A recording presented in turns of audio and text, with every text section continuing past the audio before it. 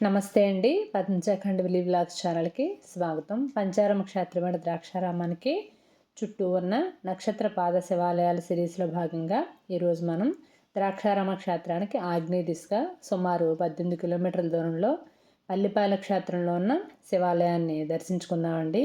ఇక్కడ స్వామివారు శ్రీ గంగా పార్వతి సమేత శ్రీ వ్యాసేశ్వర స్వామివారుగా వేంచేసి ఉన్నారనమాట. ఈ ఆలయం భరణి నక్షత్రం 3వ పాదం వాళ్ళు సందర్శించుకోవాల్సిన ఆలయం అన్నమాట. పల్లిపాలెం గ్రామం నందు శ్రీ గంగా పార్వతి సమేత శ్రీ వ్యాసేశ్వర స్వామివారి ఆలయం ఉంది కదండి. ఇది చాలా ప్రాచీనమైన ఆలయం అనమాట. కొంతమంది దాతల సహకారంతో ఆలయంలో ముఖమండపం, కళ్యాణ మండపం మొదలైన అభివృద్ధి కార్యక్రమాలు జరిగాయి. గర్భాలయంలో మనకి ఆది దంపతులు దర్శనమిస్తారు. అంతరాలయంలో గణపతి, సుబ్రహ్మణ్య స్వామి ఉన్నారు. చండ ప్రచండ ద్వారపాలకులు, చండీశ్వరుడు, నాగబంధం, అలాగే నవగ్రహ మండపము, ఆంజనేయ స్వామి, దత్తాత్రేయ స్వామి మొదలగు మూర్తులు కూడా మనకి ఈ ఆలయంలో కొలువే ఉన్నారండి. ఆలయానికి ఈశాన్యంగా పుష్కరిణి, దక్షిణ దిశలో ఔదుంబర వృక్షం కూడా ఉంటాయన్నమాట. ఔదుంబర వృక్షం కలియుగ కల్పవృక్షం అనే పేరండి. ఇక్కడ దత్తాత్రేయ స్వామివారు సూక్ష్మ రూపంలో ఈ వృక్షంలో ఎప్పుడు కొలువే ఉంటారని చెప్పబడి ఉంది.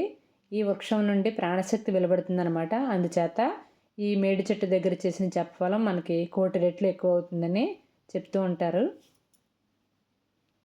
స్వామివారికి ప్రతి సంవత్సరం వైశాఖ శుద్ధ ఏకాదశి రోజున కళ్యాణం జరుగుతుందండి. మహావిష్ణుమూర్తి అంశగా ఆషాఢ పౌర్ణమి నాడు జన్మించిన విద్యావేత్తే సద్గురువు వేదవ్యాస మహర్షి.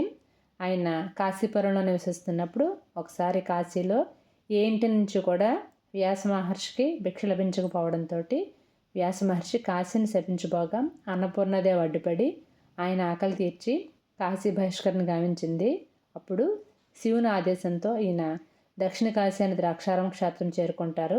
అక్కడ అగస్త్య మహర్షి సలహాను అనుసరించి ద్రాక్షారామ పరిసర ప్రాంతాలను సందర్శించి పలు చోట్ల ఆయన శివలింగాలను ప్రతిష్ఠించారన్నమాట. భరణి నక్షత్రం 3వ పాదం వాళ్ళు నామ నక్షత్ర ప్రకారంగా కానీ లేదా జన్మ నక్షత్ర ప్రకారంగా కానీ ఇక్కడ ఆలయాన్ని సందర్శించుకున్న తర్వాత మేషరాశికి సంబంధించిన విలాసగంగవరంలో ఉన్న స్వామిని సందర్శించుకొని ఆ తర్వాత ద్రాక్షారామ భీమేశ్వర స్వామిని సందర్శించుకుంటే చాలా మంచి ఫలితాలు కలుగుతాయని భక్తుల విశ్వాసం అండి.